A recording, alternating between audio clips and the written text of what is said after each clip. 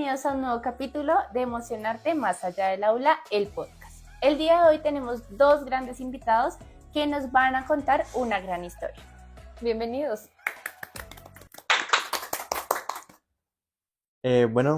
Buenos días, mi nombre es Kevin Medina, tengo 17 años y estoy estudiando Ingeniería Mecatrónica.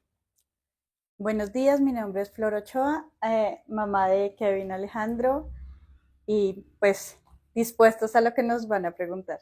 Bueno, me gustaría iniciar con una gran pregunta para nuestros invitados, pero inicialmente para Alejandro. Alejandro, cuéntanos cómo viviste tus procesos de aprendizaje en la infancia y ahora que ya eres adolescente. Al principio fue muy complejo. Desde que inicié como el ámbito estudiantil, fue complejo porque tomaba muchas acciones muy impulsivas.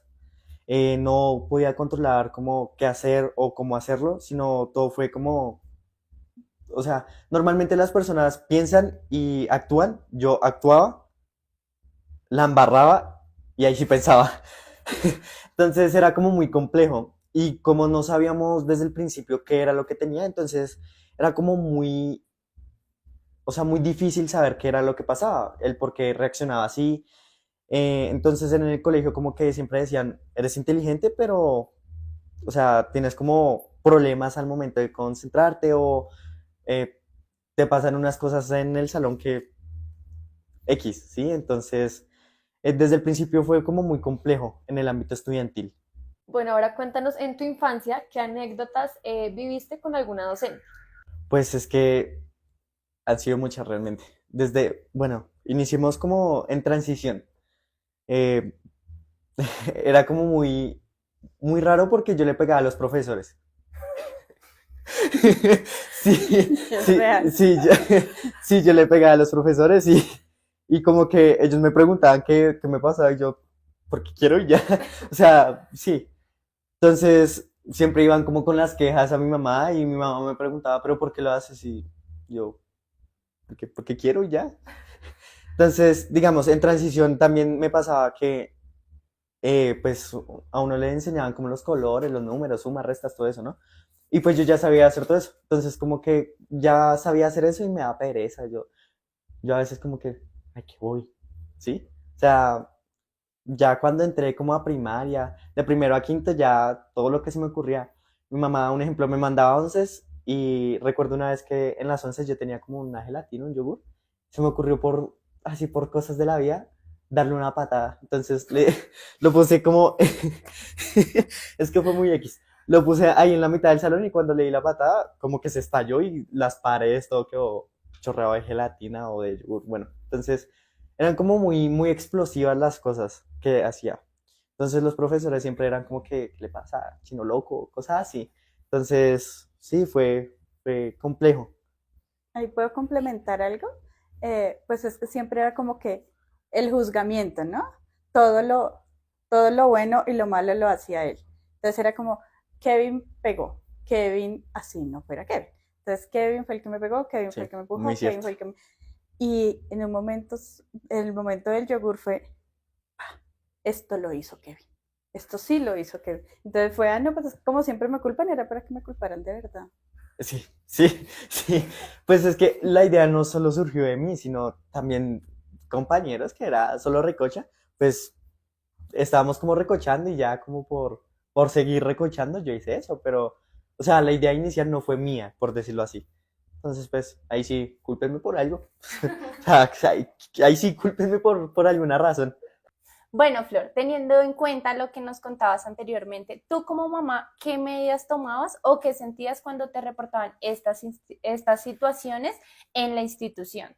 Al principio fue complejo de no saber llevar la situación. Era como todos los días yo conservo la agenda de preescolar porque me parece muy curiosa y siempre se la muestro para que pues él se ría de todas las quejas. Entonces era todos los días, no era Kevin comió, se portó bien, no sé qué, no, todos los días había una queja Sí, en la agenda, entonces es la agenda que conservo. De ahí en adelante pues era más extremo, o sea, la conservo porque era como, eh, estaba muy pequeña, entonces como muy no noble. podíamos, como que no veíamos como qué es lo que está pasando acá, entonces era difícil, en el momento porque pues ¿qué hacemos? ¿Qué medidas tomamos? Y todos no sabíamos qué estaba pasando. Entonces es como que, Alejandro, ¿tú por qué haces esto? Alejandro, porque pues en el colegio lo identifican como Kevin, pero en la casa es Alejandro. Entonces es como complejo. Y ya cuando pasa a primaria, en primaria ya había psicóloga, entonces como que la psicóloga, algo pasa con Alejandro, algo está pasando, las actuaciones son difíciles, entonces de llevar. Ya ella fue la que recomendó como que no, hay que llevarlo a psicología y empezar el tratamiento. Alejandro, cuéntanos cómo fue ese proceso de adolescencia durante el bachillerato y ahorita que ya estás en la universidad. Uy, ha sido complejo.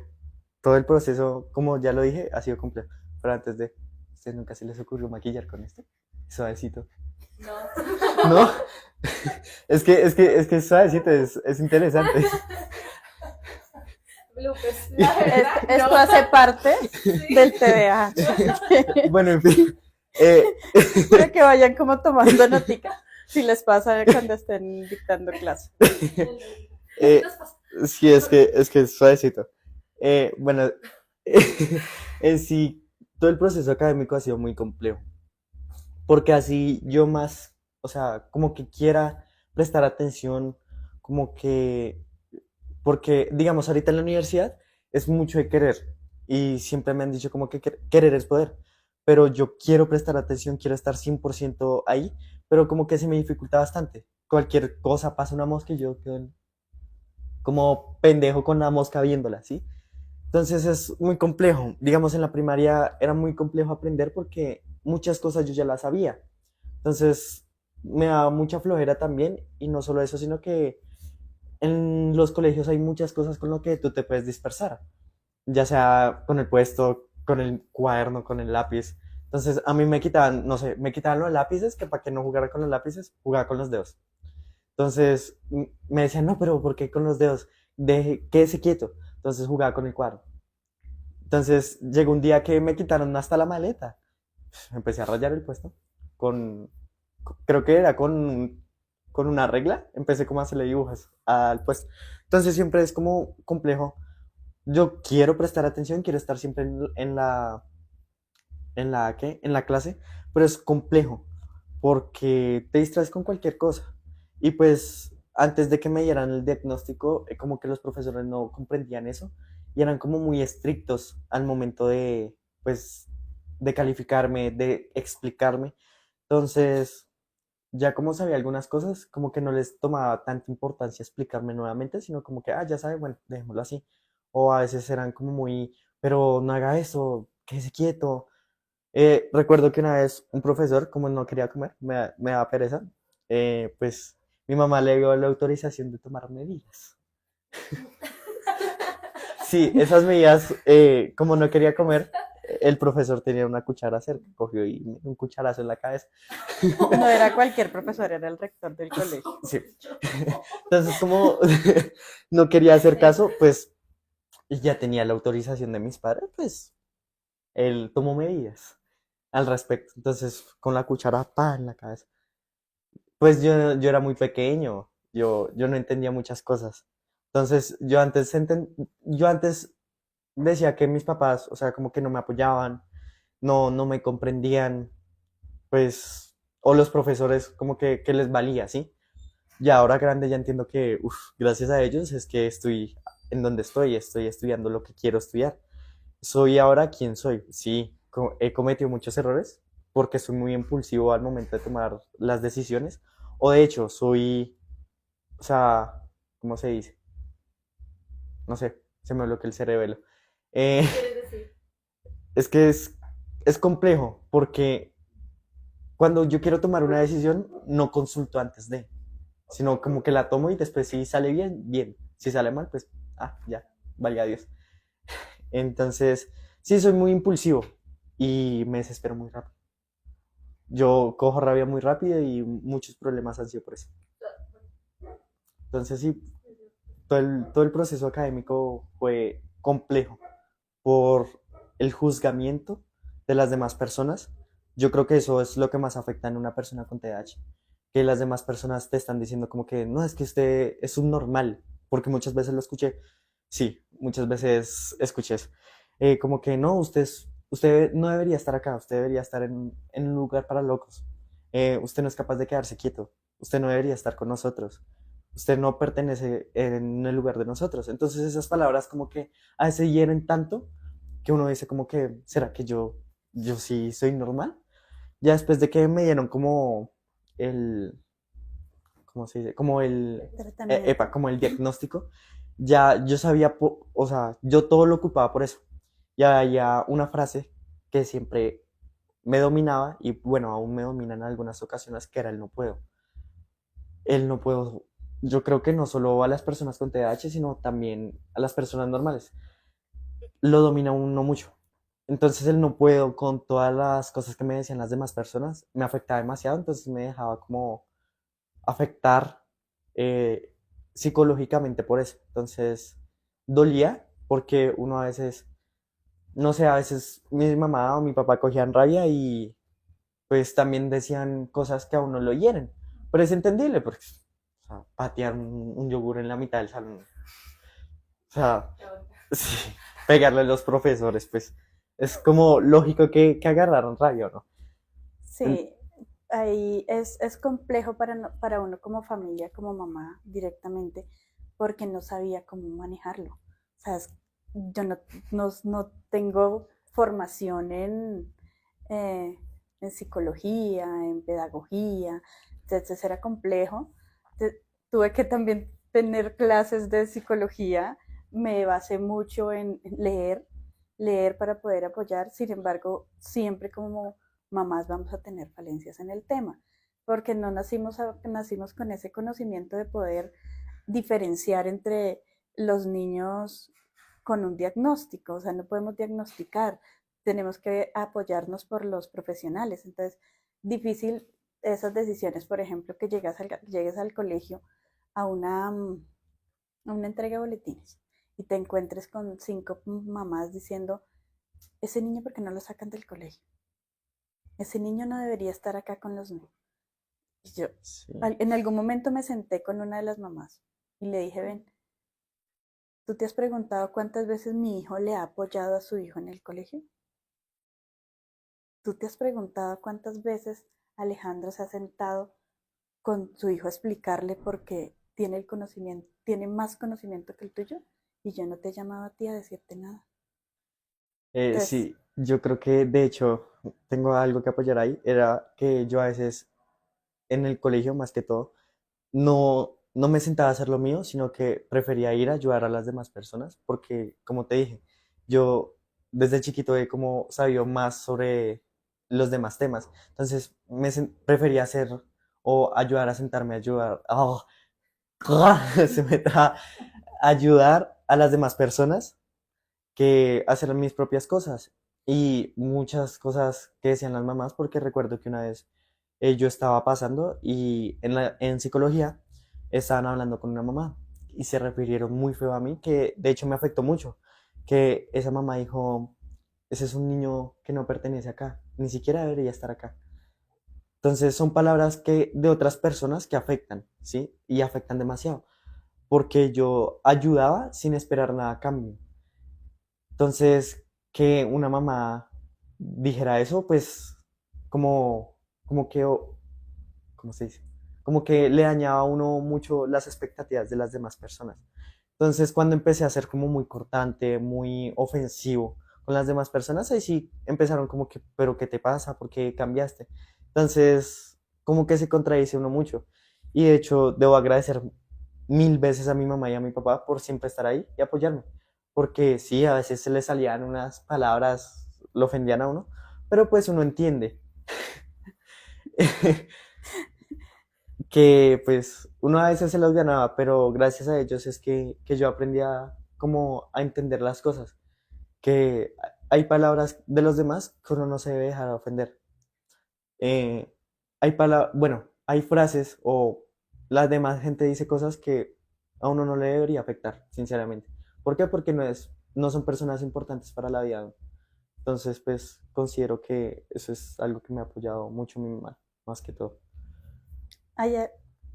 ¿Puedo continuar? Hay algo que es difícil para nosotros como familiares de los niños diagnosticados, es conseguir el colegio. La, en Bogotá son muy pocas las instituciones educativas que tienen eh, énfasis o tienen el conocimiento o tienen la formación en el TDAH. Entonces, llega la entrevista está bien, no sé qué, todo bien. Cuando ya llegue, en un momento, profe, mira, lo que pasa es que mi hijo tiene este diagnóstico, entonces ya como que eh, este niño no puede estar acá porque va a ser un problema. Y nos pasó con muchos colegios católicos, no es por la religión porque yo soy católica, pero varios colegios católicos lo rechazaron. Entonces, el proceso de cambio, porque es una recomendación como para las familias que tienen niños con TDAH, es no dejarlos en la misma institución. Entonces, Alejandro pasó su preescolar en un colegio, su primaria en otro colegio y su bachillerato en otro colegio. Sin embargo, el bachillerato es muy largo para estar en un solo colegio. Entonces, como la recomendación es esa, no siempre tenerlos en la misma institución. La institución puede ser muy buena, pero ya un momento donde los niños, donde la misma institución, los profesores, los directivos, es como que ahí está el problema.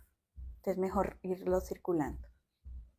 Porque hay una circulación, no sé si se dice circulación, no se dice eh, cuando cambian mucho de profesores, tienen que empezar a capacitar al que llega. Entonces, el profesor que llega no siempre está capacitado en la formación en niños con TDAH. Entonces, y las recomendaciones de los psicólogos son muy, muy claras, pero el profesor, si no está capacitado, no la va a llevar.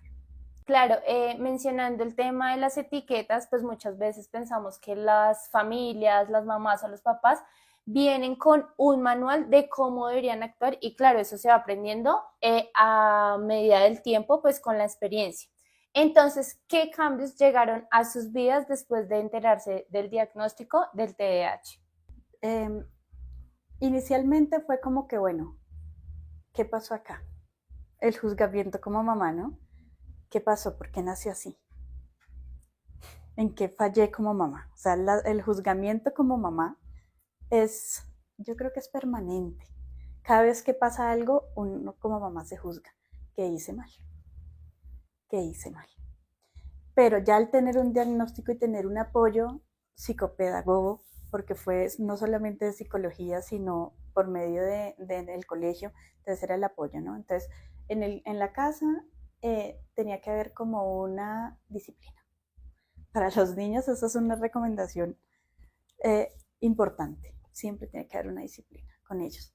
La hora de levantarse, la hora del baño, la hora de acostarse. O sea, tiene que haber una disciplina, porque si no el desorden va a ser terrible. Entonces, una agenda. Yo creo que todo el que llegaba a mi casa podía ver carteleras por todas partes. Las carteleras donde indican esto, donde indican aquello, donde indican desde la levantada sus funciones diarias. Entonces, tienes que levantarse, bañarse, arreglarse, cepillarse. Entonces, era como toda la estructura. En el colegio, pues en el colegio tenían como el apoyo no siempre, pero tocaba como estar muy encima del colegio, de las docentes, del director de grupo, de todo, que se siguiera como eh, las recomendaciones de la psicóloga, que no puede estar sentado en la silla atrás, que tiene que estar en las primeras sillas para generar la atención, que tiene que hacer unas pausas, o sea, no puede estar concentrado la hora que demora la clase, sino que tiene que haber una pausa, párate, ve al baño y vuelves. Eso ya es la pausa. En la casa igual. Y tengo algo muy bonito que fue, creo que la pandemia me ayudó un montón. En pandemia, al tenerlo todo el día en la casa, estar yo trabajando acá, él estudiando acá, entonces se da uno cuenta como que eh, lo que él necesitaba. Entonces, sí, joven, párate, ve y asómate a la terraza un momentico. Ya, él llegaba y se concentraba nuevamente. Entonces es como papás, tener estrategias. Y las estrategias son tener disciplina, tener agendas. Igual para él, a él le ayudó mucho tomar apuntes. Bueno, sinceramente se me olvidó la pregunta. ¿Cómo cambió tu vida desde que te enteraste del diagnóstico de TDAH? Cambió bastante, porque ya empecé a entender muchas cosas. Pues obviamente muchas otras cosas eran muy distintas, pero cambió bastante, porque ya como que los profesores eran más flexibles, ya en la casa ya sabíamos qué hacer o qué medidas tomar como para una mejor comprensión o alargar un lapso de tiempo de concentración. Creo que eso fue importante, porque algo que yo creo que me caracteriza mucho es que yo no puedo estar más de 2 minutos concentrado en algo. O sea, yo estoy 2 minutos ahí pendiente y ya, como que la atención ya vale y me pongo a hacer otra cosa. Entonces, es algo que ahorita en la universidad me ha afectado un poco, pero pues ella, como mi mamá dijo, las agendas, eh, horarios, todo eso me apoyaba, me ayudaba bastante, como a comprender un poco más cuáles eran mis deberes, mis derechos, qué debía hacer, en qué lapsos. Aún tengo problemas con temas de organizar mi tiempo, pero pues todo es un proceso, todo es como ir aprendiendo mediante no, ¿cómo se dice? Bueno, tú vas aprendiendo o te vas adaptando, depende de las circunstancias, ¿no? Digamos, mis papás siempre estuvieron ahí, obviamente ellos tenían que trabajar y todo eso, entonces yo fui aprendiendo a que no me podía estar dependiente a ellos todo el tiempo. Entonces empecé a aprender a cocinar, y para cocinar era muy distinto, o sea, digamos, para manejar me concentro totalmente, no, o sea, no me disperso. Para cocinar, bueno, a veces sí. Pero Se quema hay, el arroz. sí, sí. De hecho, a veces pongo el arroz y me pongo a ver videos, me pongo a jugar con el perro. Cuando me acuerdo, ay, sí, cierto que yo estaba cocinando. O, de hecho, estoy haciendo pollo, estoy haciendo el guiso normal. Me pongo a hacer otras cosas cuando, ay, sí, el aceite está calentando. Entonces es como muy selectivo en ese aspecto de concentración. Porque como te digo, manejando yo concentrado 100%. Puedo estar haciendo 4 tareas al mismo tiempo y no me disperso. Pero en la universidad totalmente dispersado. En la casa también. O sea, no soy capaz ni de peinar el perro 2 minutos porque se me dificulta. Pero ya como que tú empiezas a entender un poco más eso. Y digamos en el estudio, empecé a tomar medidas. Cuando estoy haciendo talleres o estoy haciendo cosas así, sé que me concentro más escuchando música. Entonces escucho música o busco espacios donde no haya nada que me distraiga, digamos. Ahorita en la universidad no puedo estudiar en la casa porque no me concentro. O sea, ya sea por el perro, ya sea porque debo o hacer cena o cosas así. Entonces no me concentro. Por eso busco como la biblioteca, lugares donde permanezcan solos normalmente para yo poder concentrarme y mejorar como académicamente. Pero yo creo que después de que me diagnosticaron uno empezó como a entender un poco más la situación.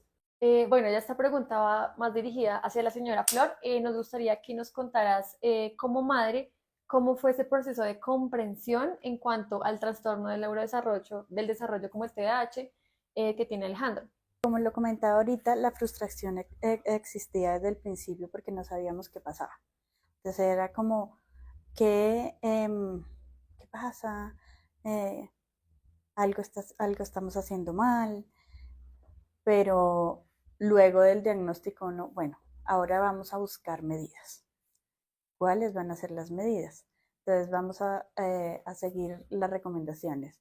Lo que les comentaba, la agenda, eh, la disciplina para él, la conversación ardua con los profesores, estar más atento de lo que debíamos estar con él. Entonces ya el tiempo de dedicación no podía ser mínimo. Entonces son niños que necesitan más atención, no solo por parte de la pedagogía, sino por parte de la familia. Y en ese momento la familia es muy importante. Entonces ahí era por lo que él dice que estábamos más tiempos con él, con ellos. Entonces yo creo que es importante también para ellos es el tema de las actividades físicas. Las actividades físicas son súper importantes porque ahí queman las energías que tienen que quemar. Entonces era como, no solo corra al colegio, corra a la escuela de fútbol, a, creo que en natación también lo tuvimos, fue a tenis un tiempo, o sea, era como, si antes le dedicabas el 10% de su tiempo, ya no le tienes que dedicar el 10, ya le tienes que dedicar el 30, porque el resto de tiempo va a estar en el colegio. En los fines de semana ya eran lo que a él le gustara hacer. Entonces se enfoca uno más en ellos.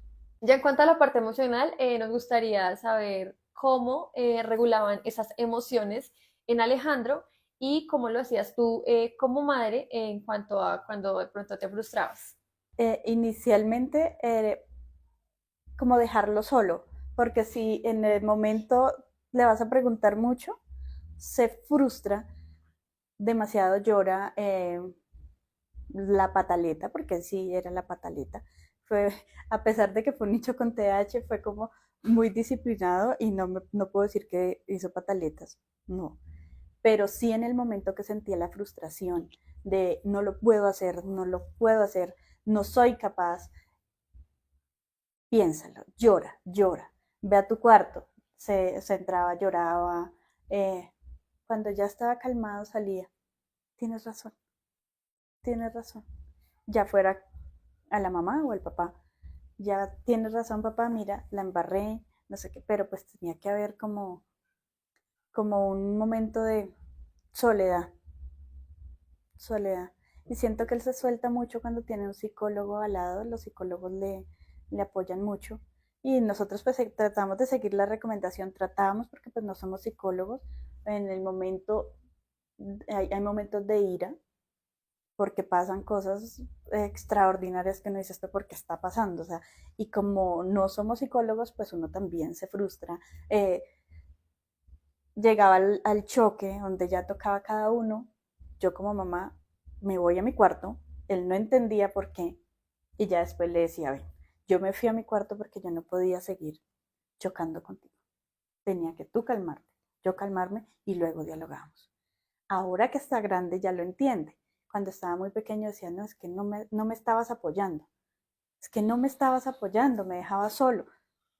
Ahora le digo, ahora sí entiendes por qué te dejaba solo, porque necesitaba que tú respiraras, yo como mamá respirar y entender qué estaba pasando y volver bueno, ahora sí siéntese y Sí. cuénteme qué fue lo que pasó. Y ahí era donde se sentaba y abría el corazón y decía, mira, es que el profesor me está diciendo esto, es que mi compañero me está diciendo esto, es que yo no puedo, es que yo no puedo. La palabra no puedo. Entonces fue difícil manejar mucho tiempo la palabra no puedo. Y lo que te digo, pues es que fue desde el tercer año hasta, Hasta hasta ahorita. que se graduó. Ya ahora en la universidad pues ya es diferente porque ya se sueltan más y cuando tienes problemas en la universidad no te van a llamar a decir, mamá, mira, no entregó la tarea, mamá, mira, no hizo, mamá pegó, mamá, nada, ya se suelta. Entonces ya acá los cambios son completamente diferentes y es donde como papás tenemos que estar más alertas. Ahora cuéntanos tú cómo vives o cómo realizas como esa regulación emocional contigo mismo. Es complejo, muy complejo, porque yo soy una persona que estalla muy rápido, muy fácil. Y de hecho, es que es raro también, porque yo en la cancha, digamos, a mí me gusta, me encanta el fútbol. Yo mientras juego fútbol puedo coger mucha rabia, puedo estar bravo con todo el mundo, pero yo no estallo en la cancha. Yo estallo es fuera de la cancha. En la casa sí, muchas veces estallaba fuerte, le respondía de maneras que no debía responderle a mi mamá y ahora pues me siento culpable por eso, pero pues, ajá, siento que aún es complejo regular esas emociones, porque a veces o muchas preguntas o tienen muchas cosas que no te permiten regularlo tan fácil. Sí, el proceso con psicología fue siempre como constante y siempre te decían como que no respira, trata de échate agua en la cara, cosas así. Pero pues en el momento como que, no sé, estoy en la universidad y agarro rabia y no es que salga de clase y écheme agua y vuelva, no. Porque pues las cosas no son así. Entonces es complejo. Como mi mamá lo decía, sí, muchas veces tenía choques con ella porque como que me preguntaban muchas cosas, como que me afectó mucho. Eh, en ese aspecto. Pero ya ahora grande entiendo que necesitaba respirar, necesitaba mi tiempo. Yo me abría mucho con ellos hasta un cierto tiempo, lloraba con ellos hasta cierto tiempo. Eh, Ocurrió un suceso muy personal que ya como que se me dificulta abrirme con cualquier persona. Ya es como muy complejo llorar frente a las demás personas. Creo que mi mamá y el resto de familiares se han dado cuenta que yo frente a ellos trato de no llorar. A mí me ofende mucho lo que me dicen algunas personas, sí. En el momento me siento frustrado, sí, pero no lloro. O sea, yo lloro cuando esté solo. No le demuestro a las personas que me hieren con lo que me dicen, porque no me gusta. Entonces es complejo regular esas emociones, más que todo la frustración o la ira. Siento que son las emociones más difíciles de controlar y son emociones que te consumen por dentro. Entonces, pues es un proceso. Siento que escuchar, abrirse con las demás personas, no siempre con tus papás, porque a veces tus papás están también enojados, tienen también sus problemas. Entonces, ellos no siempre van a estar ahí como para escucharte. Entonces, digamos, algo que empleo mucho es hablar con mi perro, porque él no me va a decir nada. Y si me habla, uy, y si me habla yo, uy, ¿cómo así? ¿Qué pasó acá? Entonces sí, es como muy complejo en el momento entender como que no siempre van a estar ahí para ti, pero tú mismo tratar de buscar esas soluciones, porque sí es importante tú mismo, porque no toda la vida vas a estar con alguien. En algún momento te vas a tener que independizar y pues tienes que entender eso y por eso hay que buscar formas. Entonces siento que es difícil de controlar, pero hay que buscar métodos, porque no todos somos distintos y no es que pueda decir, no, una forma efectiva es respírese, eche agua, vaya, juegue fútbol, ¿por qué no? No todos somos iguales y no todos podemos regular esas emociones de la misma manera. Entonces sí hay que, un consejo es buscar cómo te sientes como. Yo creo que también una recomendación importante es de acuerdo al tamaño. Cuando él estaba muy pequeño, pues era sentarse uno en el piso con él para estar al mismo nivel. Nos sentábamos, pues hablábamos, podíamos llorar juntos, porque eso pasa, podíamos llorar juntos, pero estando a su mismo nivel era como más fácil. Él entendía, como que, bueno, si está bien, se calmaba. O sea, calmarlo no era fácil, pero sentarse, conversar con él. Cuando estaba pequeño era eso, a su mismo nivel, entenderlo. O sea, es complejo, pero no es difícil. O sea, tampoco no. O sea, a medida que va creciendo, ya la cosa cambia. Porque hay niños que el TDAH a una edad se disminuye o aumenta. Entonces ahí están las dificultades. El proceso de cuando le hacían sus pruebas cognitivas, entonces puede tener 10, 15 pruebas cognitivas registradas. Entonces en las pruebas cognitivas él decía, de acuerdo a su estado de ánimo respondía Sí, eso sí, verdad. las pruebas. Entonces decían, no, pues que me preguntan cosas que no son lógicas. Claro. O cosas muy lógicas que para qué iba a responder. Es como sentarse uno y decirle, hijo, en el momento tienes que responder porque es que de ahí te van a diagnosticar de acuerdo a lo que respondas. Entonces, las pruebas cognitivas todas era como que, uy, sí tiene un nivel de conocimiento muy amplio, pero el nivel de concentración es muy mínimo. Entonces era como que la, Una cosa lo subía y el otro sí, lo bajaba. una El balanza desbalance. difícil de, de nivelar. Entonces llega el momento donde como mamá se sentía una frustración, así como que, bueno, ¿qué voy a hacer? ¿Cómo lo vamos a solucionar? Pero creo que si uno siempre está ahí, las cosas van a mejorar. Bueno, tú nos mencionabas que el TDAH aumentaba y disminuía. ¿Tú como madre consideras que a Alejandro le disminuyó o le aumentó el TDAH? Le aumentó. Entonces ahí es cuando vienen las dificultades, porque cuando van creciendo, va disminuyendo. En el caso de él, aumentó. Entonces, al principio era como que eso no pasa nada, eso va a cambiar, pero ya al ver que ya va aumentando en vez de disminuir, ahí viene la alarma. ¿Qué vamos a hacer? Entonces ya no entra solo psicología, sino ya entra neurología, Psiquiatría. neuropsicología, psiquiatría, entonces ya el, el tiempo de dedicación es más. ¿Y cómo lo vamos a controlar? Entonces es complejo, o sea, para las mamás que tengan niños con TH, la recomendación es estar muy atentas, porque la educación no es solamente en el colegio, la educación es en casa. Entonces, si tienes el niño diagnosticado, entonces lo voy a educar diferente. ¿No? Yo, No. yo también quiero decir algo ahí. Es que cuando ya empecé como con el proceso de psiquiatría, neurología, bueno, toda esa porquería, o sea, que eran necesarios, era como muy fastidioso.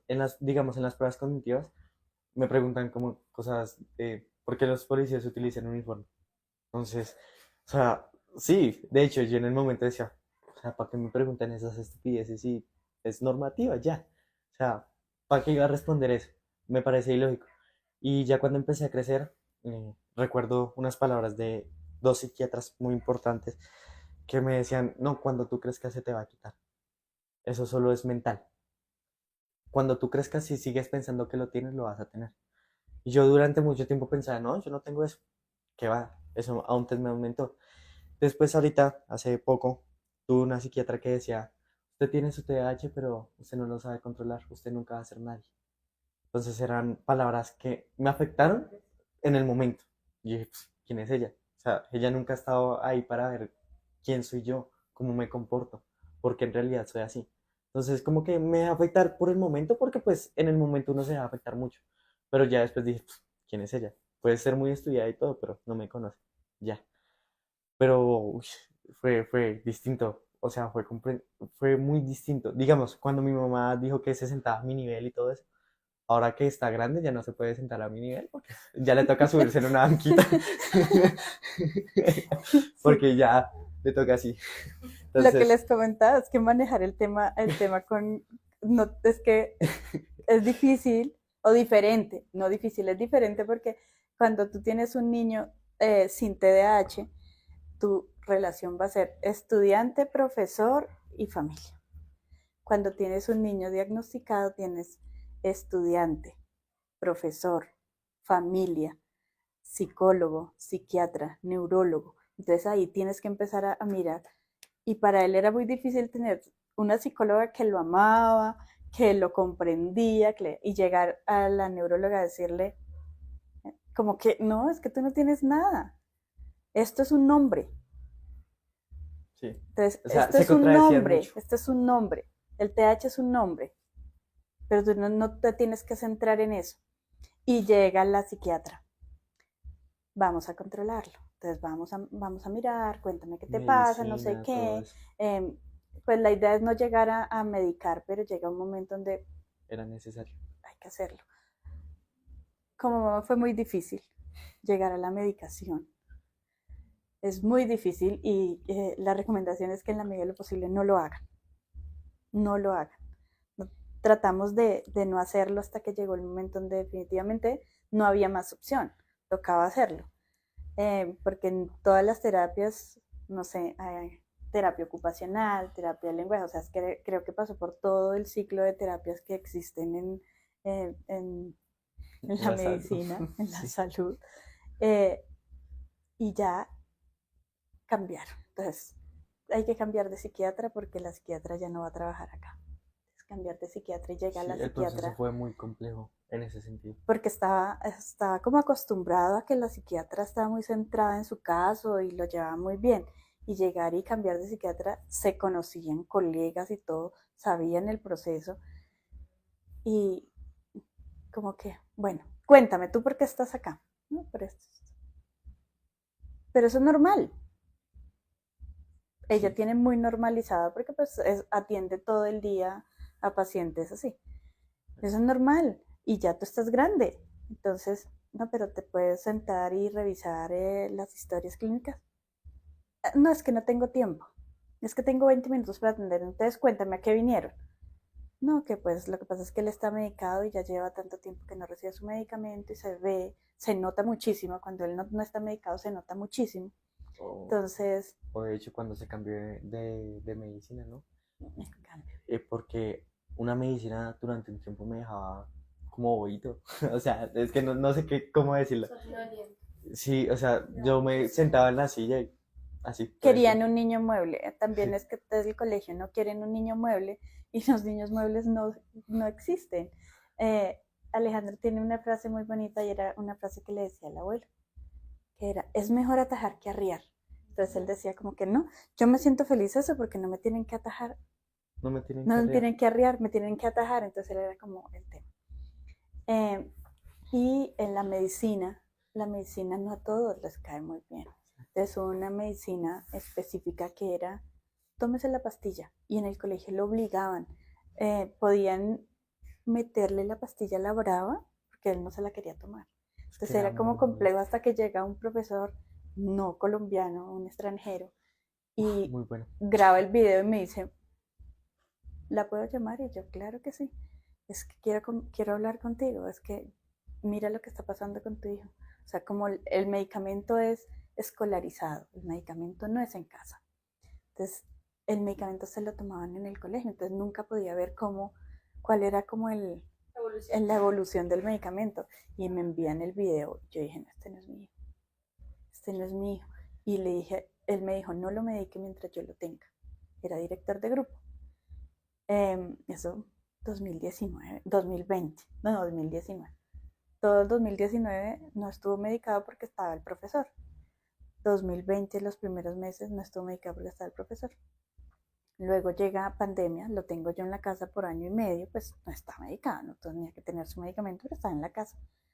Ya cuando vuelve a entrar al colegio, lo cambio de sede porque fue la recomendación y está bien porque no tiene que estar en en un solo lugar porque pues se acostumbran y me exigen. Es que de acuerdo a la historia clínica él tiene que estar medicado y no solo me exigen sino que empezaron a pasar las cosas pues violentas que pues no van al caso ahorita, no las contaría porque pues es muy complejo, pero ya dije, no, toca volverlo a medicar. Y ya ahí fue donde hubo el cambio de psiquiatra y empezaron los comentarios despectivos, que no, que lo último que dijo fue como que ese muchacho no lo matricule a la universidad. Ese muchacho no lo matricule a la universidad, no pierda su plata. Sí, Entonces, una psiquiatra diciendo eso. entonces como sentarme en la casa, conversar con él y decirle, ven, no te dejes afectarle por lo que diga ella. Nosotros sabemos lo que estamos viviendo y tú vas a poder. Entonces, tenemos la fortuna de que nos cambiaron de psiquiatra nuevamente. Todavía no tenemos cita con ella, pero pues con una expectativa diferente. Bueno, Flor y Alejandro, les queríamos agradecer por hacer parte de este momento, pero antes de finalizar tenemos una dinámica. Entonces, la idea es que ustedes digan esas palabras positivas que les hubieran gustado escuchar en posibles momentos de frustración, cuando escuchaban cosas negativas por parte de las familias, de otros estudiantes y demás. Bueno, antes de, debo decir algo que yo escuché muchas palabras buenas, ¿no? O sea, como positivas que me apoyaban mucho, sino que yo era como muy tontico. Antes que no me... o sea, es que, a ver, no sé cómo decirlo. Que me decían como que tú puedes, eres inteligente, no te dejes llevar por eso, pero como que no me dejaba influenciar de esas palabras y me da igual. Entonces, yo escuché palabras de todo el mundo, como que tú eres un berraco, dale que tú puedes, eres muy inteligente, no te dejes ofender, cosas bonitas, sino que yo era, sí, muy despistado en ese momento y no, y pues no le prestaba atención, pero sí, digamos, cosas que me hubiese encantado escuchar o que escuché bastante fue que yo era muy inteligente y que no me dejara ofuscar por personas que no valieran la pena. Eh, que, que yo era muy berraco, que siguieran adelante. ¿Cómo era? Que siguiera adelante. Epa, y ya, que yo iba a ser alguien muy importante para la familia en sí. Entonces, siento que son palabras bonitas que como que siempre me ayudaron a salir adelante. Y como dijo mi abuelo, mejor arriar que... Atajar que arriba. Epa, eso. Ay, es que son tantas cosas. A mí, pues la verdad, yo tuve mucho apoyo. O sea, no puedo decir que estuve sola, porque pues el apoyo de la familia es muy importante y sentir como que cuando se sentía la frustración de que estoy haciendo mal como mamá. Entonces tenía personas que decían, "No, lo estás haciendo bien, lo estás haciendo bien". Eh, y creo que al final, al finalizar su bachillerato en el colegio, como que nos llamaron, oye, Alejandro tiene una gran familia. Ojalá todos los papás tuvieran el tiempo y la disposición que ustedes tuvieron con él. Entonces creo que ahí sentimos como que hice la tarea. Hice la tarea. Cuando él se graduó sentí que hice la tarea porque cuando uno tiene un niño así dice, ay, como que, ¿será que sí lo va a lograr? Vienen como la especulación, ¿no? De uno mismo, como que, ¿será que sí lo vamos a lograr? ¿Será que sí lo vamos a lograr? Y cuando se logró terminar su bachillerato, se sentía como la satisfacción, ¿no? Hicimos la tarea y nos sentábamos los dos a conversar y decíamos, lo logramos. Fue difícil, Muy difícil. pero lo logramos. Y la familia ahí en ese momento es donde se da uno cuenta que es muy importante, es muy importante sentir el apoyo, sentir en que sí lo van a poder, ustedes pueden, los dos son capaces, lo van a lograr. Entonces ahí yo no siento que haya faltado algo de apoyo, o sea, no siento que me hubiese faltado palabras porque tenía eh, el apoyo de la familia, el apoyo de la psicóloga. Él tenía dos psicólogas en el momento, que eso es algo muy, muy importante y que no todo el mundo tiene. Tenía psicóloga particular y tenía la psicóloga de la EPS y tenía la psicóloga del colegio. Entonces era como, y que las tres estaban como acordes con lo que estaba pasando. Y el apoyo de ella fue muy importante también, como guiarnos en lo que teníamos que hacer. Entonces como no sabría qué decir, qué me faltó. Todavía sé que la lucha sigue, porque una mamá está para toda la vida. Una mamá no dice, es que ya casi se acaba mi ciclo.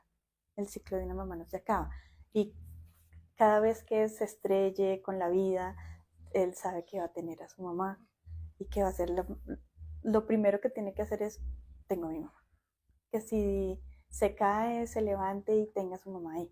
Entonces, el ciclo de mamá nunca se va a acabar. Confiamos en que esté disminuyendo y veo que está disminuyendo muchísimo. O sea que sí, la ciencia, el estudio de la ciencia es real. Hubo un momento, 2, 3 años, que aumentó, pero ya va disminuyendo. Entonces, Yo creo que va disminuyendo ya cuando uno empieza a comprender más las cosas. Y como yo estudié también para mi tesis, bueno, mi tesis no, mi trabajo de grado, estudié sobre el tema, pues entendí muchas más cosas. Entonces, pues es como más fácil comprender qué es lo que está pasando. Y ya, sí, yo creo que eso es lo importante. La familia siempre está ahí para ti. Ya. Nosotras queremos agradecerles por la disposición que han tenido para este cuarto capítulo de nuestro podcast, Emocionarte, también por acompañarnos y por compartirnos cómo fue su historia al conocer ya este trastorno del neurodesarrollo en Alejandro. Entonces, no olviden suscribirse, activar la campanita de notificaciones y nos vemos en un próximo capítulo. Chao. Chao.